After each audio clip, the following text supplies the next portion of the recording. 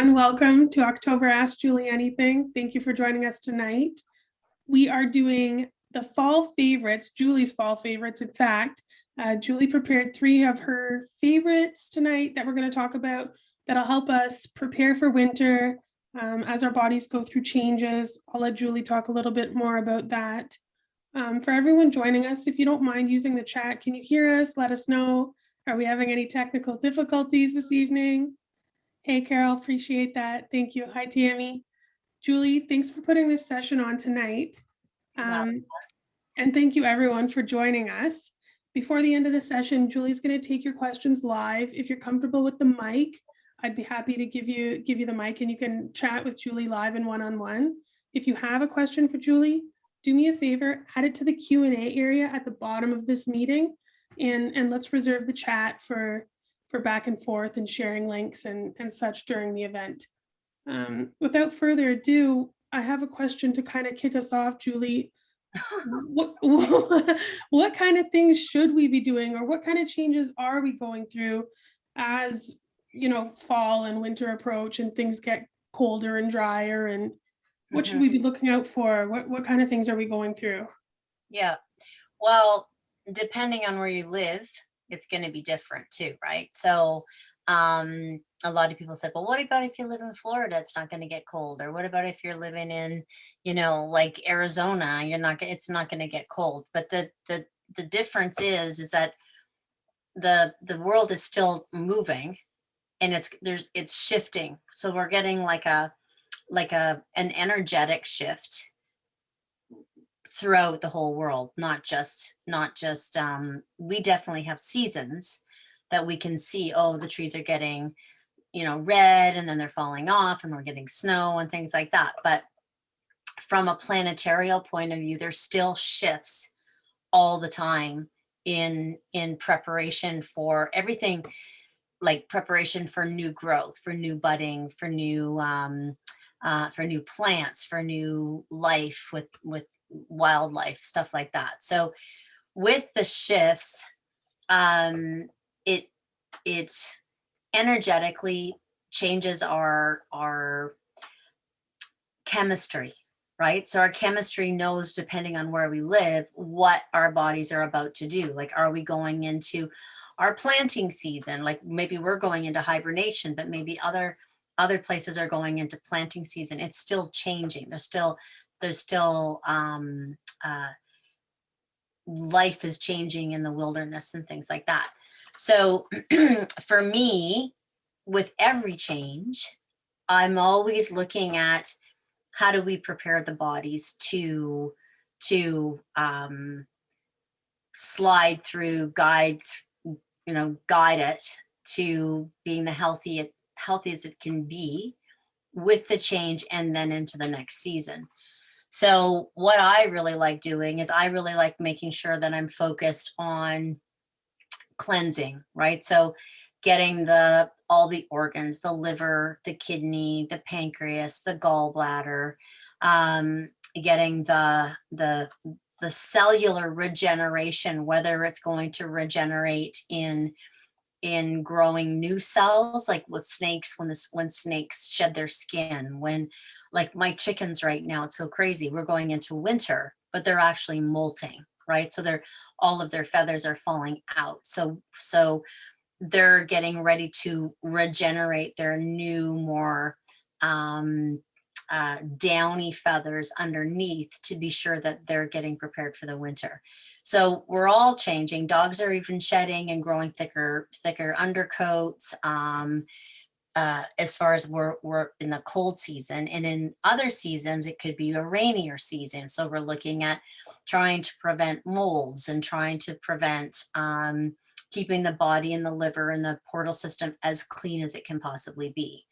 So I'm always in that space of what is, even with our dogs, is what is in season. So in the season that we're going into, what would we be eating that's not coming from, like, I'm in Canada. So, you know, I really like to be looking at, like, maybe I shouldn't be eating pineapple in the winter time, and eating more seasonally, eating more what our bodies are craving and needing to sustain us within those season changes. I do exactly the same thing with my horses, my dogs, and my cats, and my chickens, and basically the whole family here on the farm. So from a perspective of food or nutrition, I really like to change up foods that support the whatever's growing in your local community. And I really like to try and stay on that realm, and then supporting the body with almost like a detox. I hate saying detoxes because I'm not supportive of true detoxes. I'm supportive of cleansing the blood and supporting the liver and strengthening the kidneys and helping to clear out sludge and stuff like that in the bile ducts. So that's rather than a true detoxification, where then you can feel sick, or you can get if you've ever done it yourself, you can feel like you have headaches and stuff like that. I really shy away from that with animals, because they wouldn't naturally be doing that in the wild, sort of making themselves detoxify, because they detoxify by eating herbs and plants and different things, berries and stuff like that, throughout the whole year. So they're not as I don't like to put anything through any kind of, I don't even want to use suffering, because they might not be suffering, but any kind of space where they just don't feel sick, or where they feel sick and it hasn't been their choice. It's sort of like our choice, and we're putting it on them, and then they're detoxing. So I'm not a big detoxer. I'm a big supporter, and a big keeping the vitality strengthened, keeping the cellular regeneration, proper cell death happening. That's, for me, really, it's important all year long, but in the changes of season, I'm really aware of it, and I try to be sure that I'm focused on those things during the different season changes. Does that answer your question? Yeah, 1000%. And Julie, I know you took some time this evening to prepare a few products that you would have on hand in these times of change. Yeah. Can you talk a little bit about why you chose what you Yeah. chose and So what they are? I knew I was going to get the question, like, what should we be using, and what should we be looking at? So it's always easier for me just to tell you what I'm using. And obviously I'm using my own products 99.9% of the time. And liver tonic would be one thing. And I'm sure everybody knows this out there, but liver tonic, I formulated in my vet hospital. And I'm I can't compartmentalize. I have a very, very hard time. So I had such a hard time in high school, because I couldn't compartmentalize one thing from math, from this, from that. Everything kind of always blends together for me. And then I look at it from a really high level, and it's the only way I can figure out and be solution based. So when we think of the liver, right? It's called liver tonic, but it's really not liver tonic. It supports the liver, the kidneys, the gallbladder, and the pancreas.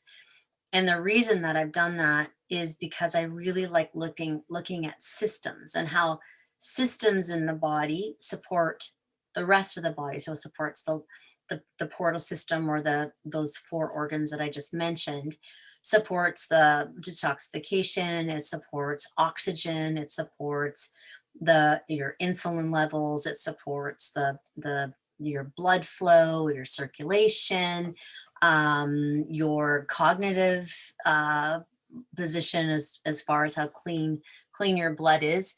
So when we do blood work, and when we look at something and we go, oh, my dog or my cat's liver values are high, by the time that we see them high, there already has been some pretty extensive damage to the liver, or the liver is already quite compromised, because there can be 30% of an issue, 30% of the liver could be having dis-ease before it will even show, sorry, it's okay, Henry, before it will even show any kind of values going up in blood work. So the same holds true for everything else. So what happens is that, and the same with kidneys, and the same with gallbladders, and the same with the pancreas. So when you see that the liver needs support, everybody kind of goes to milk thistle, right? Milk thistle or SAMe or different kinds of herbs that supports the liver. For me, what I've seen in practice, or what I saw in practice, is that if we weren't supporting the rest of those organs, the rest of those organs will decompensate, because they try and compensate for their sick partner, for their buddy that needs more support for the detoxification process. So that's why for the longest time we see something called triditis, which is like a triangle of all three. So when I formulated this product, it was to try and derail the other organs to decompensate after trying to like hold up their friend. So it supports the kidneys, it supports the liver, and it supports the pancreas and the gallbladder. So there's milk thistle in it, which everybody knows is wonderful for the liver, but it's also really, really good for the pancreas and the gallbladder. There's berberis, and berberis is a phenomenal kidney remedy. It's so supportive of the kidneys. It's been used for centuries for kidney support. Taraxacum, which is really great for which is like dandelion root, which is really great for the gallbladder, the pain, for all of the organs, not quite so much the kidneys, but for the other organs. And then chelidonium is a incredible herb for the gallbladder and the pancreas. And so when you put them all together, you're supporting that entire system. So the liver's actually it's gonna get better. I can't say it's for 100%, but in my experience using liver tonic in my practice for a really long time, probably 18 years, and using it, what the feedback with customers and stuff buying it now online and in stores and stuff, the results of the liver getting better on blood work quite quickly is really a common theme in this. And I think it's because it can kind of rest, right? So the liver, the rest of the organs are supporting the liver, and the liver can kind of just rest and then regenerate. The liver, we're very lucky, our liver and our animals' livers regenerate really, really fast. So when you're using liver tonic, you're definitely helping with the detoxification, but you're helping with the support, the detoxification, the regeneration, and the health, like creating healthy cells and things like that for all of them.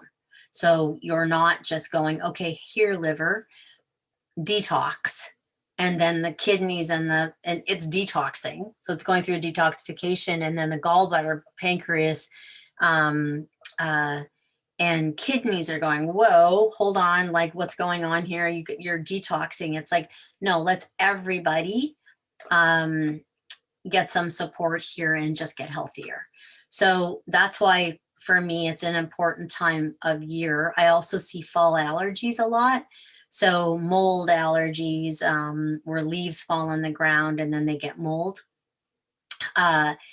That can cause a lot of environmental allergies from mold, leaf mold, and that can happen anywhere any kind of leaf mold, straw mold, anything that's where leaves are falling and then sitting on the ground, or there's damp weather or lots of rain, anything like that. So when you look at environmental allergies, we're looking at histamine, and histamine is very much regulated by the liver. So not only are we supporting the liver, but we're trying to support a healthy histamine response, so that if the animal or the person or whatever is getting becoming in a reactive state of an allergy for anything moldy, anything that's being developed by rain, or a lot of grasses and leaves and stuff lying on the ground, liver tonic's really, really amazing for that too. And then do you have questions about that? Do you want to? Yeah, there's a couple here, Julie. Someone asked, how often and for how long should you be using the liver tonic? It's a good question. So I've always recommended liver tonic 4 times a year with each season change. That's like 1 bottle 4 times a year with each season change. If you have an older dog, or if you have a dog or a cat that is or horse that is suffering already with allergies, or with any kind of pancreatitis, or any kind of renal or liver disease, it is a very interesting product. It's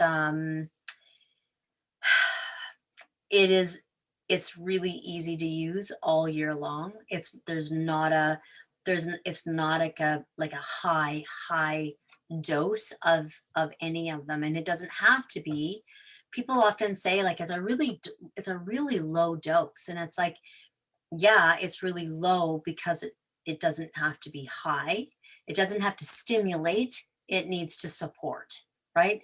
So it is supporting all the organs. So I've been able to use quite low dosages of the herbs so that it doesn't interfere with any kind of drugs, or it doesn't interfere with any kind of medication, or it doesn't create a detox. And I know animals that are on it like constantly, dogs that are on steroids, dogs that are on NSAIDs, or cats, animals that are diabetic on insulin, or epileptic, or when they're on fairly heavy duty drugs of any kind, they're just on it all the time. Cushing's dogs, they live on it. They don't, I don't take them off of it. They stay on it. But a healthy, normal dog or cat or horse that we're just preparing it for the season change and supporting it, I just tell people go through one bottle 4 times a year with each season. Thanks, Julie. Carol has a comment here. Her little Peaky loves liver tonic, takes it joyfully. And Robin has a quick question while we're talking about liver tonic. She's got a cat with HCM, a heart issue. Yeah. Would it be okay for her to give it to her kitty? Yeah. Excellent. Okay, so let's move on. Julie, you picked 2 more favorites. I did, which are my the microbiome chaga and turkey tail. And the reason I've picked those 2 is because I in seasonal changes, I really like earthy things. So like herbs and things that grow in forests. And because when you think about a forest, or herbs, or mountainsides, or whatever, where herbs are growing, or where mushrooms are growing, there are a crap ton of energetic shifts and changes, like beyond imaginable in season changes. There's a lot of energy going on in those places with each season, whether they're dying, whether they're reproducing, whether they're germinating, whether they're growing, whether they're fruiting, whether they're, there's a lot of shifts in different things. So I'm really into plant energy right now. And I mean, I always have been, because I'm a homeopath, but you know, the more I'm dedicating myself to the forest project of microbiome, the more I'm delving into that plant energy. And I mean, I don't know whether you guys know, we're doing maybe Stephanie, you can put the thing that we're doing with Billy Hoekman and uh, Dr. Morgan and That's it. on on the 13th, but you could maybe put that in there as well.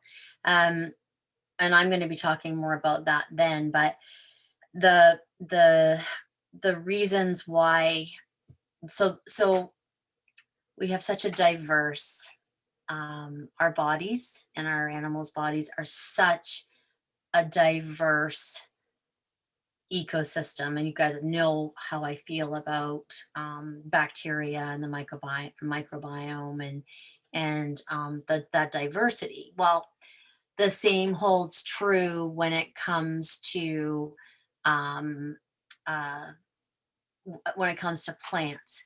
So while I want people to pay a lot of attention to the bacteria that they're feeding their dogs and themselves and their horses and their cats and their pigs and whatever, mushrooms, it's nice to go into like all three products that I picked for my favorites were because it's changing, right? So it's like, what can we put in the body that's a change, that's another piece of wisdom for the body to pick up and understand. What can we put into the body that that is going to give it its intellectual triggers to know exactly what to do and when to do it. So I believe that mushrooms do that. I believe that herbs do that, but I really believe that mushrooms are probably the number one intellectual food herb. Like they're really in their own class of fungi, right? So so with the turkey tail and the chaga, they do very different things, but they have similarities. So lots of regeneration, lots of of uh, of letting the body know that there has to be cell death, that there has to be less reactivity or more reactivity, higher immune system or lower immune system. It ignites the body. I believe that it ignites the body's ability to know where it needs to go. So I find it's very, very interesting because it's so similar to homeopathy, but it's a crude substance. So if you take homeopathy, it knows, it tells the body what it needs to do to heal. Mushrooms, I believe, do very similar things. They'll go in that polyphenol, beta glucan, triterpenes, they will go in and search the body and target where that needs to be targeted. So, I mean, Stephanie and I could both take turkey tail, or Stephanie and I could both take chaga, and where Stephanie's weak point is where it's going to go, and where my weak point is where it's going to go. So it's not like I'm going to take this drug or this supplement for this specific thing. I'm going to be taking this food or this medicinal mushroom, and it's going to know where it's supposed to go. They're different. Like I said, they have similar remarkable medicinal value, but they have their own quirky, independent support, right? So it's like chaga is an adaptogen. So an adaptogen is something that helps deal with cortisol levels and stress hormones. So we all know that we get sick from stress. Our animals get sick from stress. It's probably one of the number one reasons for disease. And adaptogens help the body balance its cortisol level, so it helps it deal with stress in a better way, or in a more balanced way.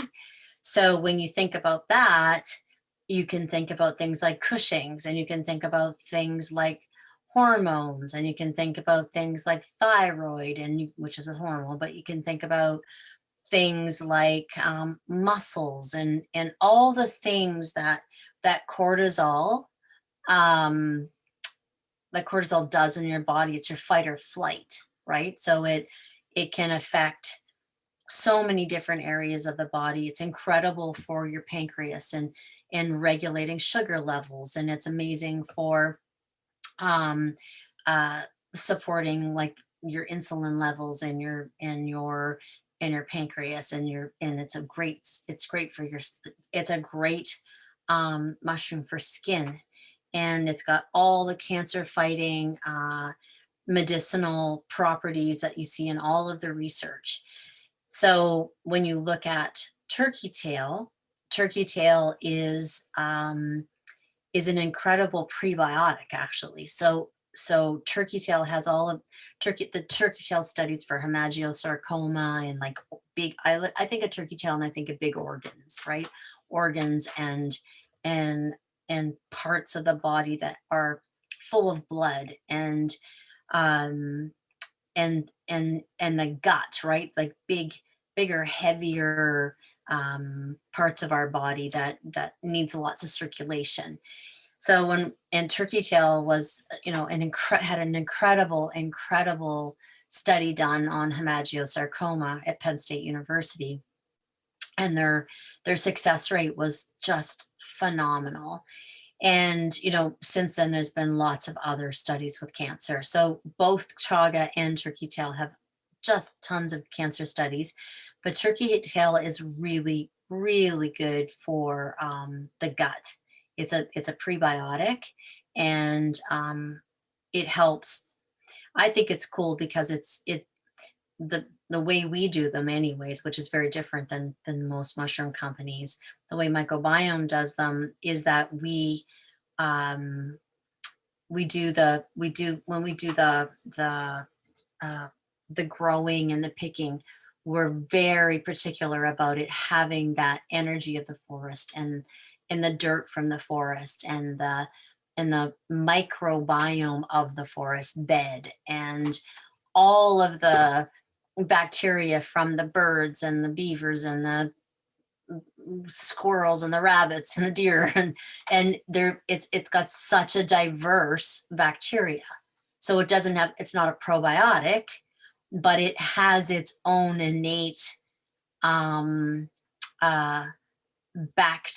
bacteria. It has its own innate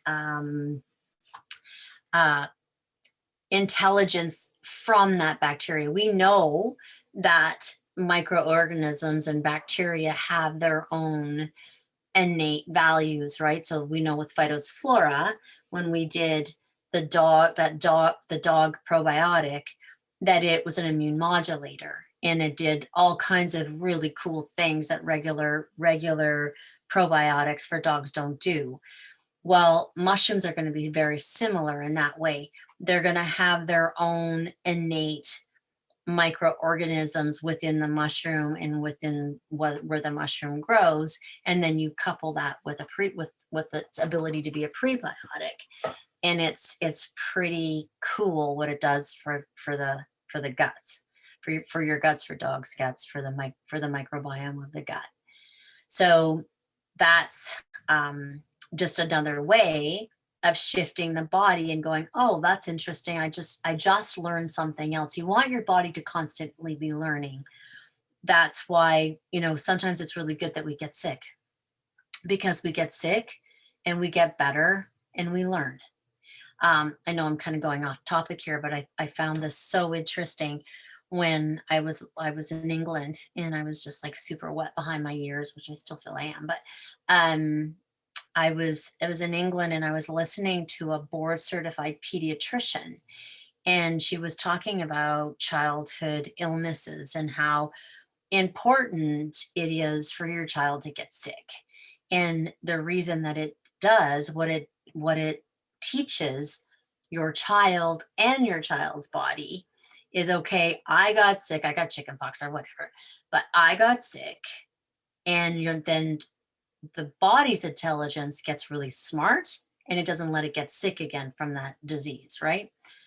But what's even cooler that I felt was fascinating was that the bonding that the bonding that happens with families when kids used to just get sick and moms could stay home and things like that, is it made children trust their family and made children help children to create a bond with their family, and it built security and it built trust in the family. But then it also taught the child that it could recover.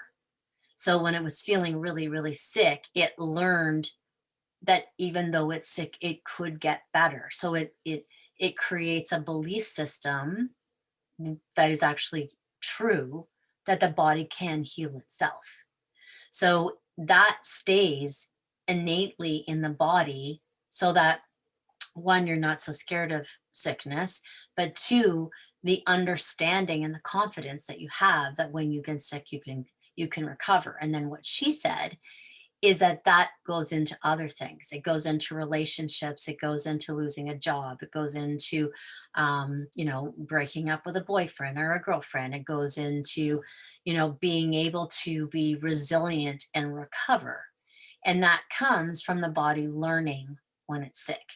So I feel the same holds true, that every time we ingest or we are energetically connected with the wilderness or an animal or nature, we learn from that every single time. Our body becomes more mature, more diverse, more understanding. So these three products is getting back to what this was supposed to be about. These three products are to not only increase the medicinal values and the health of organs and on a cellular level, but it's also to give you and your dog more diversity in plant wisdom and the intellect that your cells have with what you're ingesting. Wow. Okay, mic drop. Just end the call right there, Julie. That was brilliant. I didn't even think I was going to be talking about that, but anyways, I did. Absolutely brilliant. So, okay, so you've told us about your products before, or your fall favorites. Before we go into Q&A, Julie did organize a very super special secret for tonight. You did. I just said, okay. I don't do any of that. For everyone that's here tonight, there's a super special code if you want to pick up any one of the three or all three of Julie's fall favorites, the liver tonic, the chaga mushroom tincture, or the turkey tail mushroom tincture. You can do so and you'll get 20% off. And you need to use the code JULIESSECRET, all one word. Oh, is that what it is? Oh my God. I'm going to put it in the chat here on Facebook, and I'm going to put it in the chat here on the Zoom call.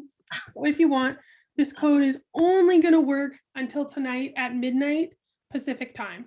So if you want to pick up one of the fall faves, now's the time to do it. 20% off, and the code will be good to go until midnight Pacific.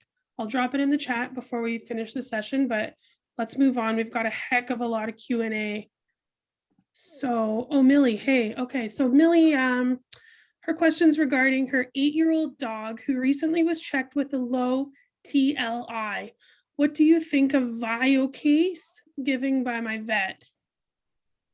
That's a hard one too. I mean, I can't really, I get myself in trouble when I form an opinion about stuff, right? All I can say is that do your research and I'm all about supportive stuff. So and my mom would always say to me, don't, and it's a terrible saying, it not really terrible, but it's an old saying, um, don't throw the baby out with bathwater, kind of. So no matter what I'm talking about, what disease we're talking about, what, like, and this is so that everyone can hear this and everyone can understand this, because everyone that's watching is probably dealing with something different, right? So what I always used to say to my patients, do your research, do your research, look at the organs that the syndrome or disease or pathology is affecting, and then support that organ as much as you, that system, as much as you possibly can. Then if an animal has to be on a drug, let's say, then read the drug, look at all of the this is when my mom would say, don't throw the baby out with the bathwater. Look at the drug, look at the side effects of the drug, and then choose the appropriate homeopathic remedy, the appropriate herb that is going to try to help mitigate the symptoms. So let's say liver, right? There's lots and lots, liver or gut lining. So if there's a lot, like NSAIDs are really hard on the liver and really hard on the gut lining. So you want to be doing things like slippery elm. You want to be doing something like, like gut soothe, right? Slippery elm, DGL, L-glutamine, marshmallow root, all of those stuff. So get ahead, always try to get ahead. Don't wait till they have side effects. Don't wait till they're the same with steroids. Okay, so my dog's going on steroids. Let's get him on some Nux vomica, homeopathic remedy Nux vomica, and phosphorus, which is really supportive of the gut and really supportive of the liver and kidneys, and helps to detoxify the drug. And then let's get them on whatever we need to get them on to support the organs before the organs start to fail, or before you start to get actually the symptomatology or the symptoms of the side effect. Does that make sense? Yeah, it does to me. There's another quote that I can't remember to sound smart, but something about an ounce of prevention. Worth a pound of cure. Bingo. Mm-hmm. Jim and Carol, they join us just about every time. Hey, thank you guys for being here from Vermont. They are looking for your suggestions on homeopathic remedies. You'll remember their 13-year-old Tibetan Terrier. He has hind quarter weakness. Yeah. His latest blood work from Dr. Dodds, good for you working with Dr. Dodds, shows slightly elevated kidney and liver values. We have your jump. We have your liver tonic. We're using the liquid chaga, turkey tail. Thank you so much. What remedies did they say they were on? Sorry. They're looking for homeopathic remedies that you might recommend. They're not on any homeopathic remedies? They're using jump for joints, liver tonic, chaga, turkey tail. Not as far as I see here. Okay. I would say the two, and he also has hind end weakness, you said, right? Yeah, that's the problem. Yeah. Phosphorus, probably in a fairly low potency, like 12C. I would start off low potency, like 12C. Give it to them like 2 times a day, 3 times a day for a little bit. See if there's a change. You should see a change in energy for sure. And then once you've had him on 2 or 3 times a day and he's okay, then you could go to phosphorus 30C once a day and see if there's a change. And then, you could do 30C once a week for a month, and then recheck his blood work after, 4 weeks to 6 weeks.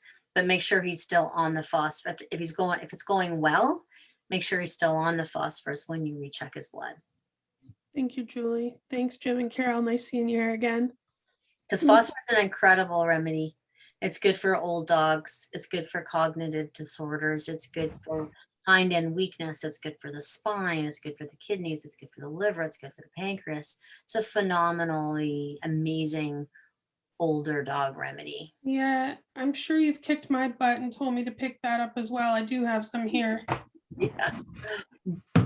All right, 7-year Labradoodle was on the leaky gut protocol from March to early May. Then I put her on the Yeasty Beast protocol. She's got recurring yeast in her ears. There's improvement in her ears. She still scratches and licks her paws.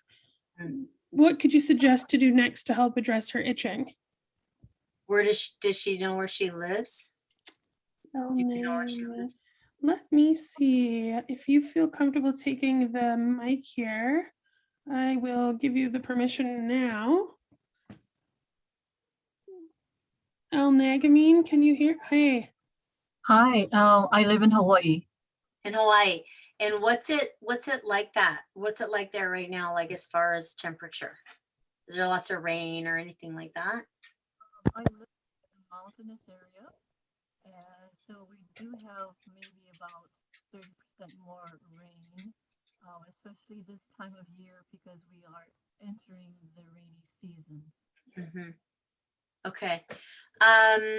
So the two things that the thing that I recommend the most with like allergies and yeast and itching is either to do something called our relief program, which is going through one leaky gut and then one phytospora and then a yeasty beast and then a phytospora, and then you can go back. But now that we're getting the mushrooms, I would consider doing the chaga with him or her, because chaga has a really great affinity for the skin as well.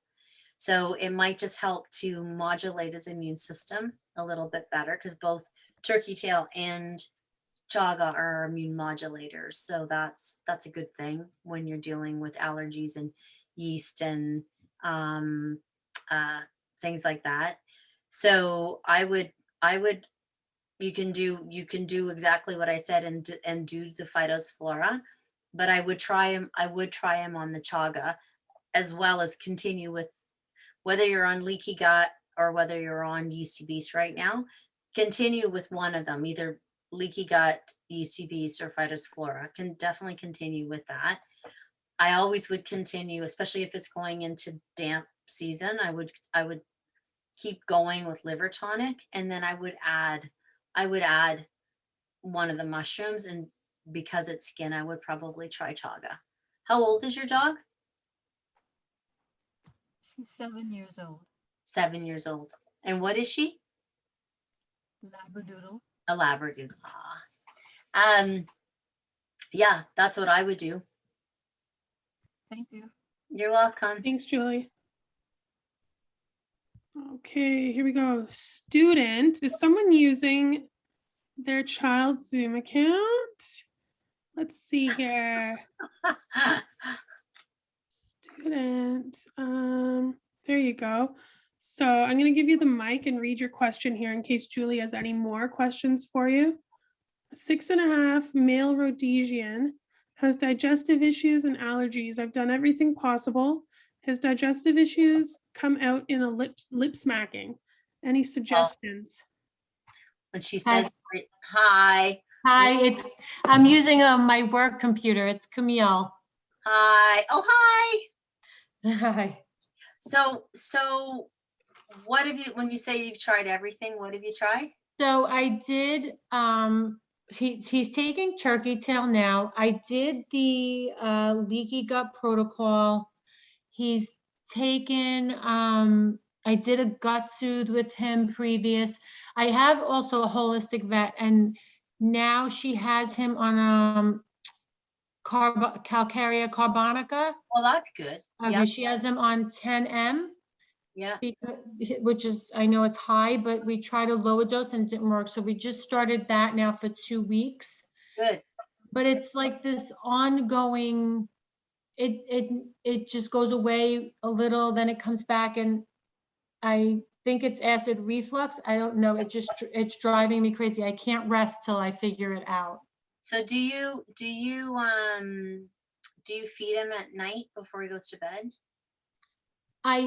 So I was giving him a little something because I thought that that would help, but then I read something that says don't. So I don't know what I do. I haven't decided what I was doing today. Okay, so I have a dog with acid reflux, and really bad acid reflux.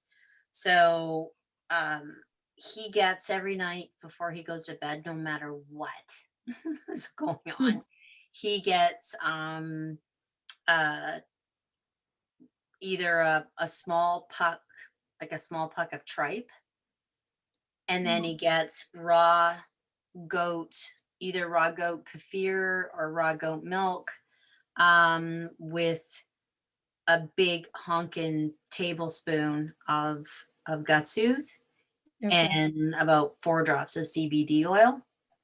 And then he also gets gut soothe at breakfast time. Okay. So he doesn't get it at dinner. He gets it at breakfast with his kefir or his raw milk.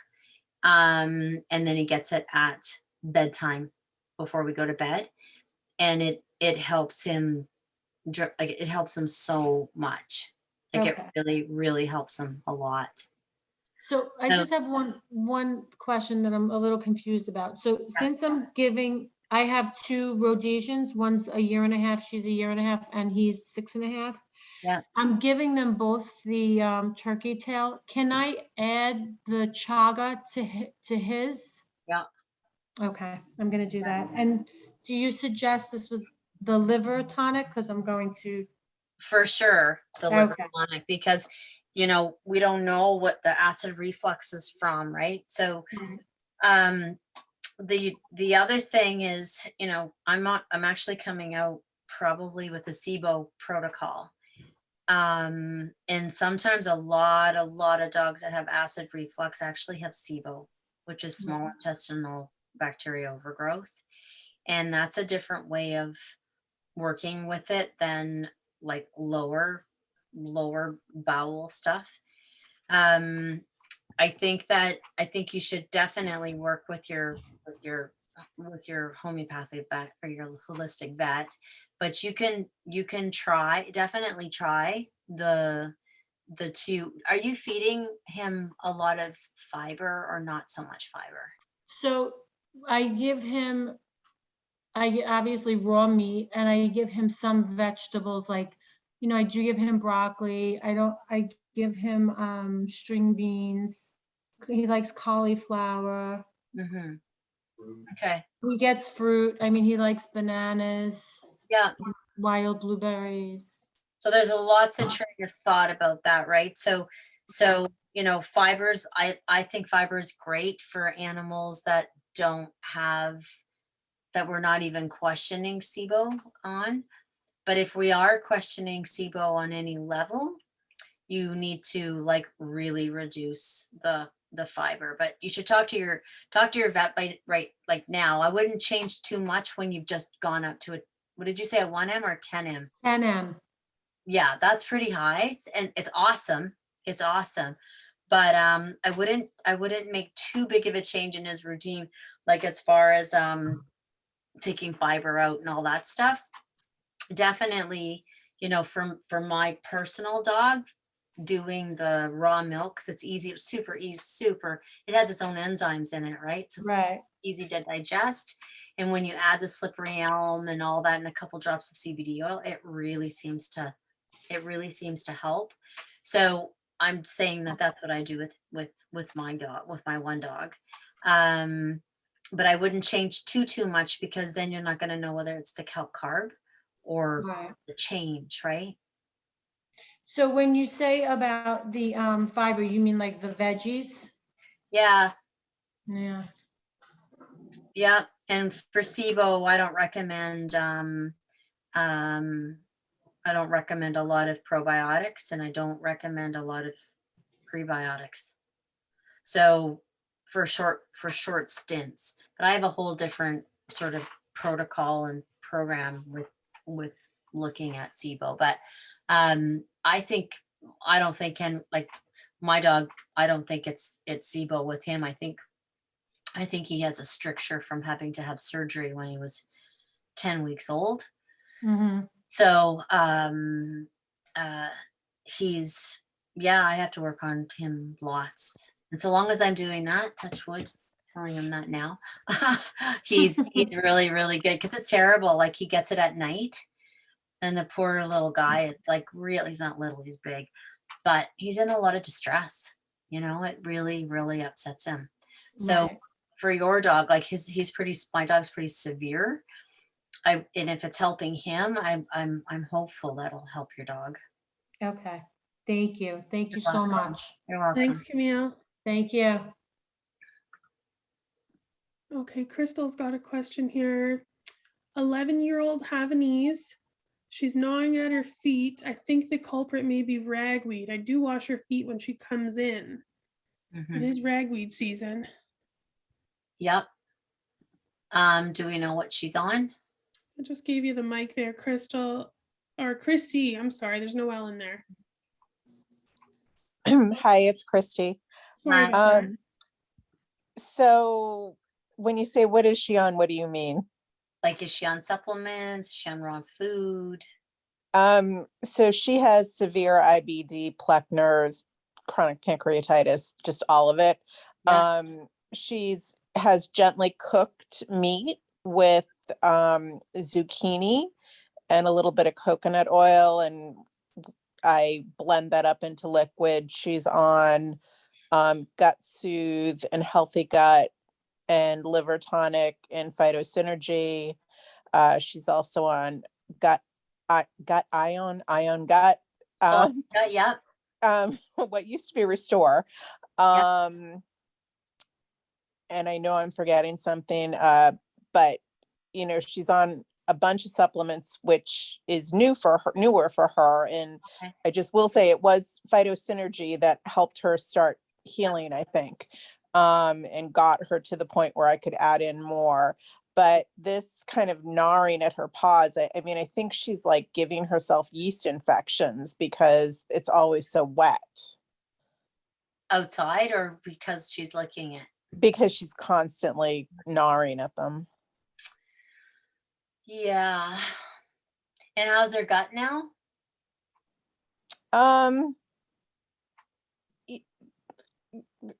Touch wood, sort of okay. She just came out of a little bit of a stress colitis flare, but better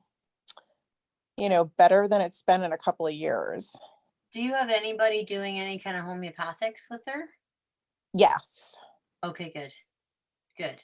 Because there's some really amazing remedies for IBD and all of that stuff. There's some, like, iris is like a wonder remedy for that. But turkey tail could help too. If you wanted to add something else, and you could just start with a couple of drops, because of its prebiotic effect, and because of its affinity to the gut, and because of its immune modulation, and because of all of that stuff. So I wouldn't hesitate to try turkey tail for sure. And if So does turkey tail, does that have a higher histamine? No, because I do have the turkey tail tincture, and I started it and I thought it was disagreeing with her, so I backed off. okay. But I can certainly try to Well, restart. every animal's individual too, right? So I don't worry about it. I mean, I've had a lot of people try it. There's a couple people with boxers with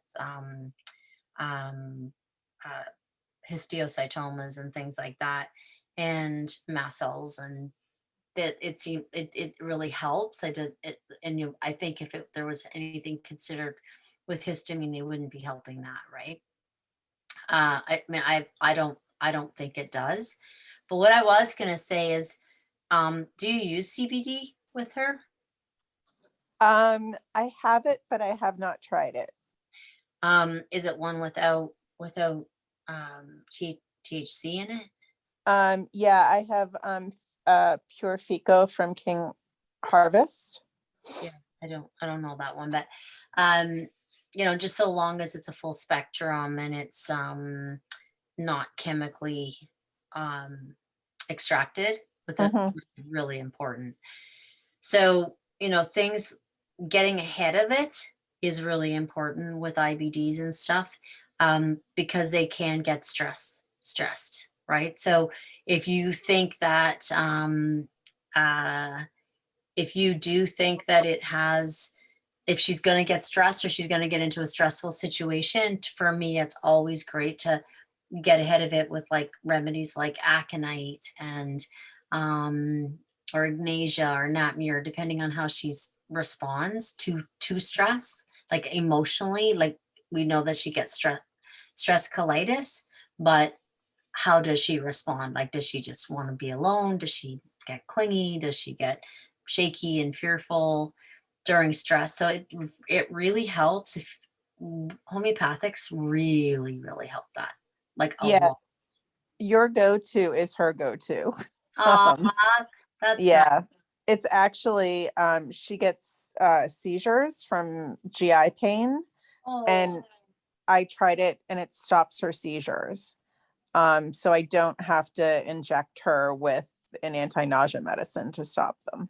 oh, that's so nice to hear. Oh, So thank you. no, thank you So for telling me that. That means a lot. so for her itchy paws, I should try turkey tail. You can try it. You can also get our Owies and Oopsies and dilute it, Oh, okay. and dilute it in some warm chamomile tea. Make her some chamomile tea.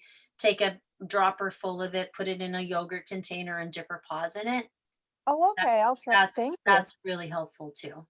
Yeah, I have that. Thank you so much. Actually, I have all your products, so thank you. But she sounds, considering all the stuff she has, wow. She sounds like she's getting a lot better. And my friend Andrea Ring, she's an incredible homeopath. Yep. She's She's lovely. she's the one I consulted with. Oh, awesome. That's awesome. Thank you, Julie. You're welcome. Thanks, Christy. I use the owies on Ted's paws as well. Kaylin, what was the paw dip with chamomile? Chamomile tea. It's an herbal tea. So like chamomile tea, steep it really, really like so that it's quite steeped. Hold on a minute. I don't know why I'm choking. I'm probably hay. I'm gonna sneeze. My mom used to do that. She would choke and then she would sneeze. No judging in here. It's okay. Yeah, so take it and then take like a 2 cups of it or a big cup of it. Take the owies and oopsies and put a releasing energy. Exactly. Take a eyedropper full and just squirt it in and then mix it together and stick her paws in that. Okie dokie, great. Kendra, not sure how the Q&A works. There's a Q&A area at the bottom of the chat. You can submit a question there. Full transparency, we've got a heck of a lot today. It's incredible. And I also think this is a good time to say, if you don't have a chance to have your question answered tonight, please email us. We have a fantastic customer success team. The email for that is questions, plural questions, @adoredbeast.com. The ladies that answer that email inbox are incredible. And if they don't know the answer or can't give you resources, they'll send your questions to Julie and she answers them. So we really just want to help your animals. If we don't get to your question tonight, please email us. Okay, Tammy. I always find myself wondering what I should be giving Phoebe when vaccinating. For example, she has her lepto vaccine. I'm currently giving her the liver tonic as I do in spring and fall. I will give her the anti-vaccinosis, now named Rebalancer, for 3 days after her vaccine as well. Is it okay to give together? I also have the turkey tail mushrooms. When should I start that? Thank you so much for being a great resource for us and our pets. Thanks, Tammy. So the first thing I have to ask is, hopefully when you're doing vaccines, you're doing minimal. So you're only doing what you absolutely have to do. And what you're doing is awesome. I mean, the anti-vaccinosis for 3 days after, and definitely the turkey tail is a turkey tail or chaga or both in alternate, because again, what happens with vaccines is that if they already have a small amount of a titer, so that they already have mounted a response from her previous vaccinations, then what can happen is it can push the body into something called an autoimmune disease. And an autoimmune disease is where it goes too high, right? And it stays too high. And then they get all kinds of sort of secondary diseases from that autoimmune situation. And turkey tail and phytophthora are two really strong immune modulators. So it helps if the body's got into a unhealthy overreactive state where their immune system's too high. It'll help to bring it down. Tammy, do you have the mic there? Yeah, sorry. I didn't realize. Thank you for that. I do less vaccines. I, went crazy a little bit because I had Phoebes at first and I didn't really know. I was still going with the old ways. And so now that I've had her for a year and a half, I do a lot less. And I do the lepto vaccine because it's very prevalent here. And there's a lot of dogs who have passed away from that. So I do that one. I did her rabies one, and I think that might be all I'm doing now for this year. I've decided. I chatted with a really great homeopathic vet, and she was really great to say, okay, here's what we have in Nova Scotia, and here's what we don't have, and here are your chances and your risks and all these things. And so it was just a really great discussion to sort of clear everything up for me. And so Phoebes is getting her vaccine on Friday. So I'll do the anti-vaccinosis. I have turkey tail. How old but is she? She's 2.5. She's 2.5. And Yeah. has she had a rabies vaccine before? Yep. She had one. She comes from the Dominican. So she was a beach dog that my friend took home for me on a whim. And she had her rabies vaccine when she was there. And then she had the 3-year vaccine while she was here a year after. And you've had her how long? So I've had her for a year and a half. So after the 1-year mark, she got the 3-year rabies because she had the 1-year rabies while she was in Dominican, apparently. Okay, I'm confused. How old is she? She's 2.5. So at the 1-year mark, she had she had her rabies when she was in the Dominican. It was a 1-year rabies shot. And then at that mark where she was due to get it again, she had the 3-year one. So she's not due for her rabies then? No, we're just getting the lepto one. Oh, poof. Yeah, no. Hold Don't on. do it, Tammy, no. And I'm gonna do the titers. I'm doing the titers now. I did the titers for her last time. I didn't know that was a thing. So once I found out, I did the titers to find out what the heck to do. And now I know that that's a thing. So we're going to move forward with that instead. Yeah. Yeah. No, what you've just said is really good. And I would just be adding the probably the turkey tail to try to derail any kind of sort of overreaction if she does have any kind of lepto antibody in there. That'll help. Thank you. And I wanted to ask you, I don't have the tincture for the chaga, but I bought the chunks to make tea with. Can you give the tea to the dogs? Or you can't? You know what, I wouldn't. No. I personally wouldn't. No. You would have to give so much, right? Like, I mean, we're recommended to drink 4 to 8 cups even a day. Yeah. Right. For medicinal reasons. there's just no way you would get enough into her that way. And I also, the way we've checked, like chaga can have xylitol in it, right? Yeah, I listened to your discussion on that, the Yeah. way that you're harvesting so that it doesn't touch the bark and things like that. So Right. that was really But interesting. then we also have our tinctures like impeccably studied for that, and we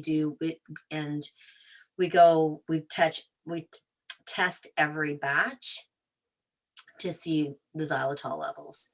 So we have an analysis of that all the time. So we're all really confident and good with the tinctures. So Okay. that's just why I would stay with the tinctures, because Yeah, I would never want to do that. to Yeah, people. we've tried to be very careful. Looking at that though, it's the turkey tail doesn't have it at all, right? There's no xylitol in turkey tail. It's just predominantly because of the birch tree with chaga. Okay, that's really helpful to know. Thank you. You're welcome. I really appreciate it. Oh, you're welcome. No worries at all. Thanks, Tammy. All right. Thank you. Bye. Aleandra's got a question. Hi, Julie. This is Aleandra. It's so nice to see you. Cleo's going to be 15 next month. I'm still giving her Gut Soothe, Healthy Gut, Phytos Flora, Liver Tonic, Phytosynergy, and I just added Jump for Joints. She seems a little bit stiff. Mhm. Should I continue giving her all of these as she gets older? Thank you. Yep. I mean, if she's doing well and she's 15 years old now, wow, that's amazing. Yeah, I would definitely keep doing that. And how's her gut? Oh my God, it's incredible. I remember you always asking me, how is her poop? You won't believe it. You won't believe it. It's perfect. It's just firm. It's just great. Great. I have no problems at all with that. I give her phosphorus. When I see that it might get a little bit soft, mostly when I give her coconut oil, that I can really see that she's forgetting a little bit. Like I call her and then she goes to the other way because she gets distracted. I guess it's that cognitive thing with the age, obviously. Yeah. So I'm trying to give her coconut oil to help her with that, and she can get it could get a little bit soft, but that's about it. The gut is amazing. And yeah, I've been giving her Remember how scared you used to be? Oh my God, I used to drive you crazy. Do you remember? Oh my God. Yeah. And but you did amazing. It's incredible how much you've helped me. And, I think I started talking to you probably like, I don't know, 2017, I think. I don't remember, but it was years ago. So yeah, you definitely healed her gut. That's for sure. So you know what I would do, just because I know her, especially for cognitive stuff, like for her mind, is start with the Jump for Joints, because she's a little sick. See how she goes with that. But I would try her on the turkey tail. Okay, great. Yeah, because it's, it helps. I'm not allowed to say anything about cancer. All I can say is just get online and see the research for cancer. It's like as a cancer prevention and even cancer treatments. But it also has it's great for the gut. It's got lots of really amazing prebiotics, and it's really, really good for cognitive. Oh, wonderful. Yeah. Okay, so I'll get that tonight. And in terms of that, so that would be for the cognitive, and Jump for Joint, that would be for stiffness. She's getting what is it, acupuncture and laser like twice a month. And she does great after that. But what do you think about CBD? Because I was giving her some CBD oil, but that could really hurt her tummy. That would give her nausea, and yeah, you have to be careful. I mean, some dogs do really well with CBD and some dogs don't. right? So you do have to be careful, because so when I really like CBD, but you've really got to be careful of how it's extracted. You really Okay. have to make sure that there's no THC in it, and what are they adding to it, and things like that. I think you're gonna, I mean, I don't know, but I think you're gonna see a great response with her with junk for joints, for her joints. I do. Okay, wonderful. You can try her if she's stiff. You can try her on it 3 times a day for 3 or 4 days, and then go to 2 times a day, and then just watch and see if she And seems less stiff. And the same for pumps, even though she's so tiny. Yeah, Yeah. it's Okay. homeopathic, right? So it's same kind of for a small dog or an elephant almost. And you can just put it right in her food. Like junk can just go right in her food, or in a Okay. small little bit. You're giving her yogurt or kefir or raw milk or anything. Yeah, I give her goat's milk. So I would put it right in her goat's milk. That's what I would do, because then she's lapping it, so it's going into the mucous membranes. Okay, perfect. I'll do that. Oh, my love, so nice to talking to you. And well, just want to thank you so much for everything. Oh, you're welcome. Nice to talk to you. Give her a big hug for me. I sure will. Okay. Bye. Thanks.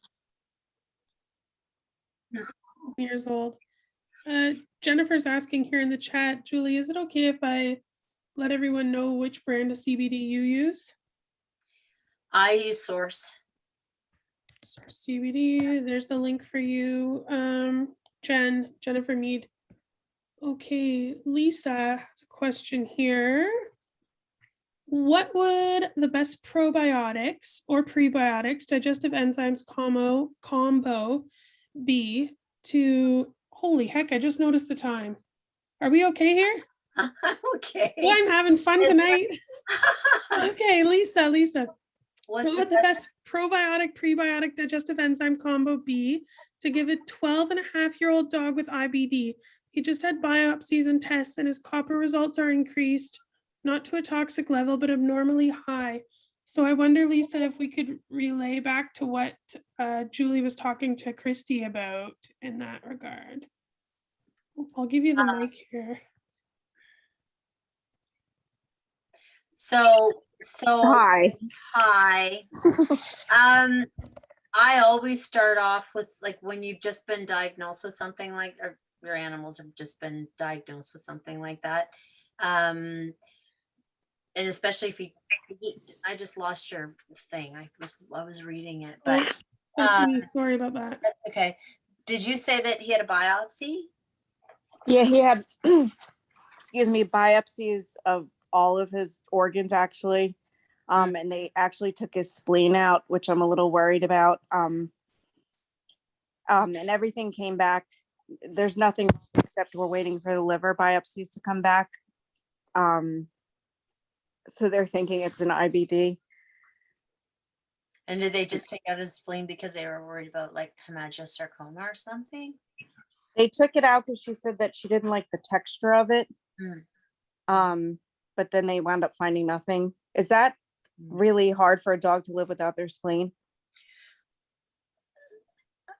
No. You just have to be, aware of his immune system, right? Because it's Okay. a lot to do with their immune system. I would first thing I would be putting him on is our go-to, like getting arnica in him. Okay. In him, because it'll help with the body's trauma. It'll help with the healing of the actual biopsies and the healing of taking out his spleen. It'll also help with sort of like that energetic shock of all of a sudden not having an organ. And then I would go straight to gut soothe, and I would start off with a regular amount, and then I would double his dose. I would probably give him or 1.5 times the amount, or instead of giving it to him twice a day, give it to him 4 times a day. I was talking about, give it to him in the morning with some, I don't know if you do raw milk or kefir or anything like that.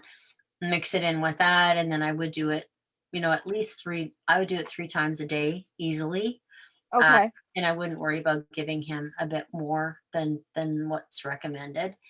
The next thing, because I've been really honing in now, like I know I don't compartmentalize a lot, but right now his abdomen and healing and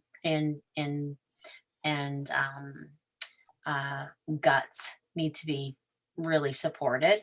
So I would be doing, and not all at once, right? So I would do gut soothe and go to, and I would give it go to like 3 times a day for 5 days. Okay. And I would do, the next thing I would start to introduce would be phytosynergy. They've done studies, like you heard like the last 2 people just talked to you about like inflammatory bowel disease, right? So they've done studies with people with inflammatory bowel disease with phytoplankton. Is that for human use also? Because my cancer dog takes that. Yeah, I take it twice a day. Doesn't matter. I don't care what's going on in my life. I 100% take it. What dosage do you use for yourself? Sorry. A full one. I just a full scoop in the morning and a full scoop at night. Oh, perfect. Okay. And the arnica dose you were talking about for him, what would that be? So we have something called Go To. Oh, okay. And it's got arnica and aconite 200C in it. And I find that when there's been an organ, like something's been removed, the body goes into a bit of a adjustment period, like shocking. Right. Almost. So I think it's in aconite's a really good with inflammation and stuff. So I would do that, and then I would do phytosynergy. Okay. And I would do gut soothe like 3 times a day. Then I would do I'd wait 4 or 5 days, and then I would start doing phytosynergy. And then the next thing I would do would be definitely liver tonic, 100%, Okay. especially when they just took his spleen out, and especially when they said, they took biopsies of his liver and things like that. I would be doing liver tonic. I know it sounds like a lot, but, and then I'd be then I would be doing turkey tail, because turkey tail is incredible for, like I said, like helping support with cancer. It's amazing for the immune system. It's wonderful for the immune system. And so is phytosynergy. So you want to support your dog's immune system, but see, again, you have to be really careful, right? You don't want an immune stimulant, because IBD is an autoimmune disease. So your dog's body's already too high. Like it's overstimulated. But now that he doesn't have a spleen, they're going to have to be very careful of ever recommending steroids, because steroids suppress the immune system, and his immune system's already going to be semi-suppressed. So you want a modulator. You want to make sure that you're giving your dog a modulator every day. So you'll be, with what I just told you, you'll be giving 3 different types of modulators, because Larch is a modulator, and that's the prebiotic and gut soothe. Turkey tail is a modulator. So you'll be giving 2 modulators, and then you'll be giving turkey tail for like supports the immune system, but then you're also going to be giving superoxide dismutase. So superoxide dismutase is incredible for inflammation. It's the strongest antioxidant almost known to man. So chaga has a lot of SOD in it as well, but because phytoplankton is so well known for IBD and gut issues, and it's absorbed easily in the mucous membrane, so it doesn't have to be digested. You know that he's getting it all. It's completely bioavailable to your dog when your dog already has a problem, probably assimilating stuff, right? Because he's got so much inflammation in there. So that would be my thing, right? I would be doing guts, go to gut soothe, phytosynergy, liver tonic, and turkey tail. How long would you do the liver tonic? Would you just stay on that, or would you do through a bottle? I would be staying on that till you get your results back. That's for sure. Okay. And then if he's 31 pounds and he's very underweight, that's why we did all this testing with Mm. the gut soothe. He's already taking that. I think the dosage for him was 3/4 of a teaspoon. What would you give him because of what's going on per day? I would be giving him at least a tablespoon. Okay, and how much of the Phyto Synergy and of the go-to? Are you really scared? Yeah. Okay. I would be giving him a full scoop of Phytosynergy twice a day. Is that like 1/16 twice? No, I would be giving him a whole one twice a day. What is the scoop size? Is it a 1/8, Stephanie? No, it's a 1/16. It would be the 1/16 twice a day, one full scoop. So one full scoop is 1/16. Yeah, then that's right. Okay. That's what I take. Oh, you do? Okay, perfect. And Yeah. the go-to, how much should I give him? So it's 4 pumps, and put that right into his goat's milk or whatever you're giving him. Like, did you say Okay. goat's milk? And then how much did you say he weighed? He weighs 31 pounds. He a year ago was 44 pounds. So that's Wow. what's going on. Yeah. And then I would give him, as far as turkey tail goes, I would start him off with the 34 drops. And then I would work him up to what he probably should weigh. Right? So if he should weigh 44 pounds, then I would work him up slowly to 44 pounds. Okay. And the go-to, I think I don't know if I just missed what you said with the go-to. It's four pumps Okay. into his milk 3 times a day, or into a little bit of milk 3 times a day. Milk or raw milk or kefir Right. or yogurt. And I would do that 3 times a day for like 5 days. Okay, and then stop it. Do I go back to it at all after Stop that? it and watch him, right? Like you'll notice if he starts feeling a little bit better. Like I really love arnica for chronic IBD. The other thing I was going to say is to get a hold of my colleague Andrea Ring. How do you spell the last name? Because I was going to write that down earlier when I heard you. RING. Steph, can you stick it in the chat? Thank you. www.andrearing.com, like a ring on your finger. Hey, Julie, Yeah. you're right.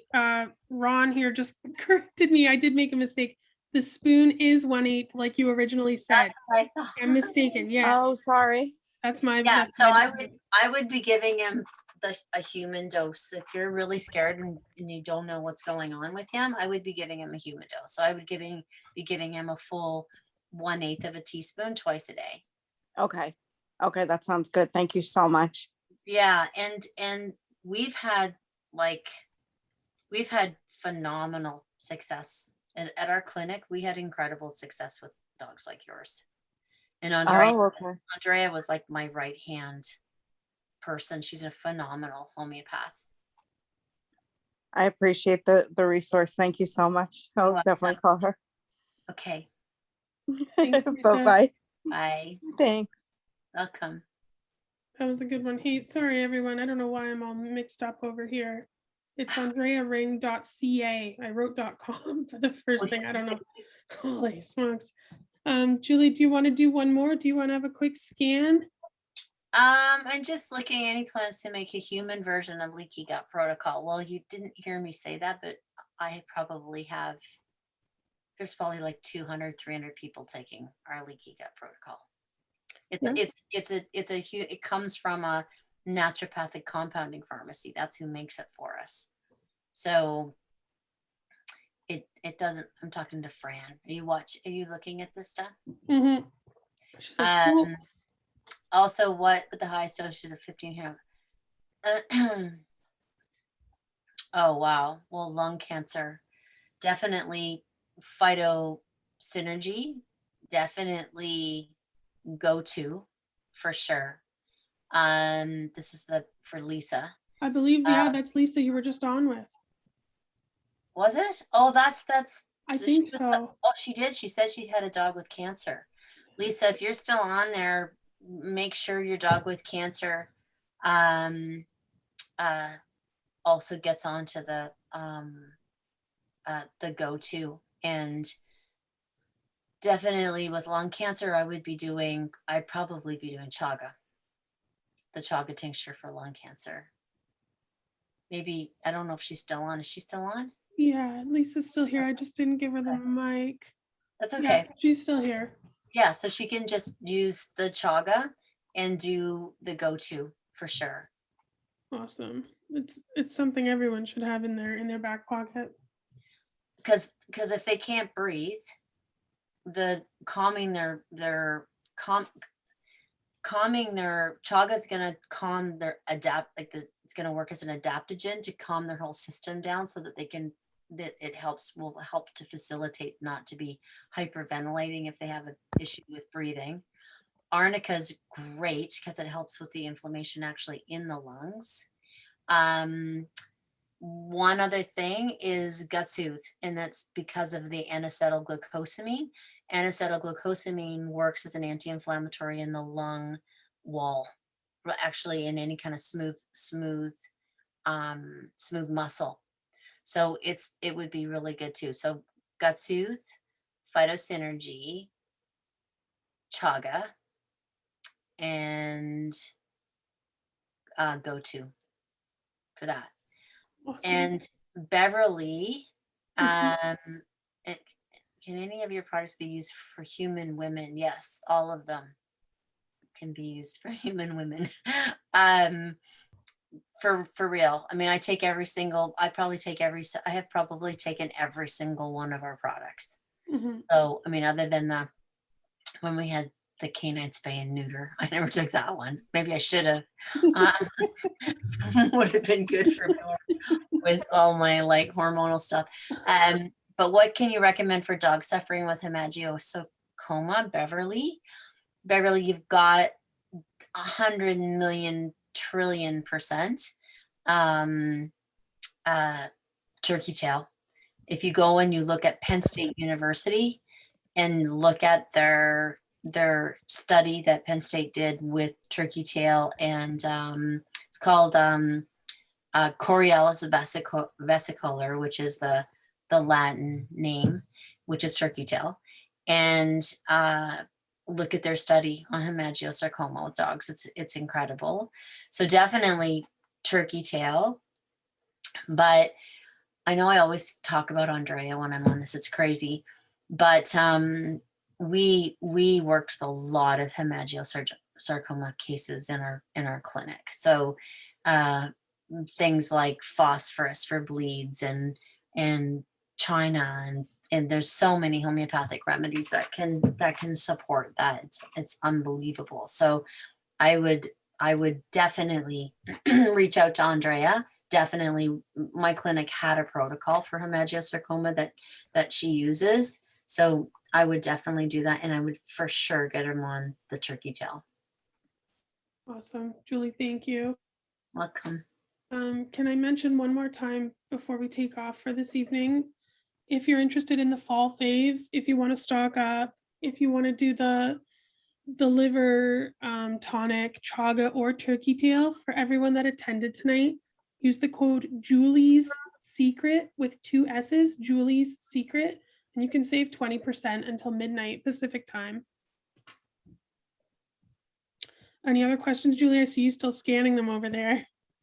I'm trying. There's so many. I know. Okay, so that being said, you guys, please email us. They should like all of there's like an anonymous one.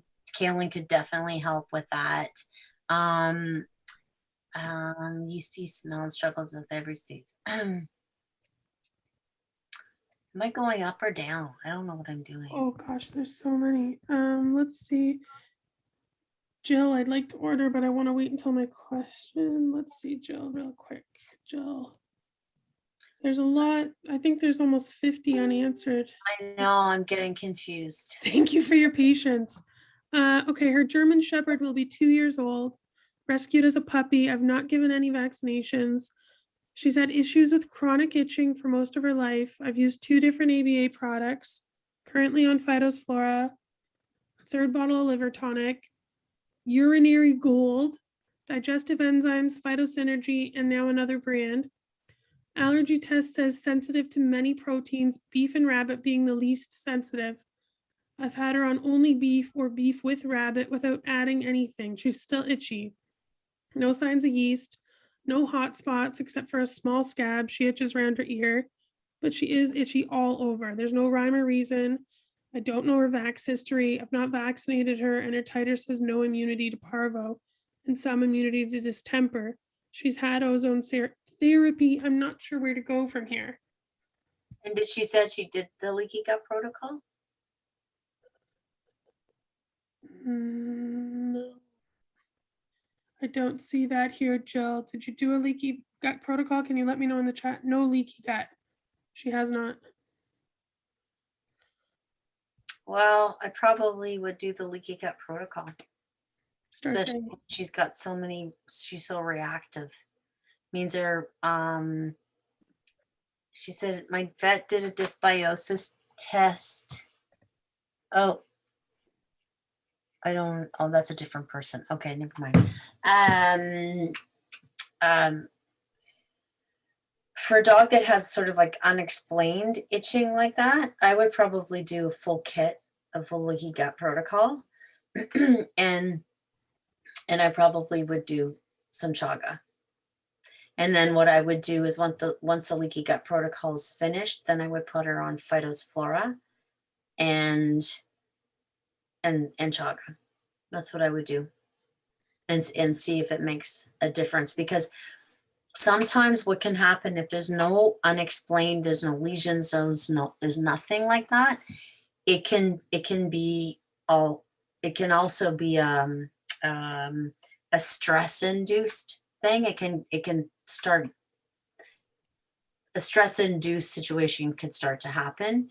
And because the chaga is an adaptogen, it works on skin, but it also works on immune response. So it's an immune modulator, and it also helps with the stress hormones, like to bring the stress hormones back into balance. So that's what I would try. Thank you, Julie. Okay, Yeah. everyone, I'm sorry, we're more than half an hour over time here tonight. We do Ask Julie Anything the first Wednesday of every month. Julie comes on, takes your questions, and you know, we do our very best to get to all of you. So please email us questions at adoredbeast.com. For sure, everyone that hasn't been, and if what happens, guys, is if the customer service feels like it's out of their thing, then I get them. So yeah, we're really here to help the animals. So help everybody. don't be shy. Send us an email and we'll help you out. Thank you everyone for joining us. Don't forget the Julie's Secret is on until midnight Pacific. That's so funny. Julie's special secret. Thank you everyone. We'll see you next month. Thank you. Good night. Have a nice fall.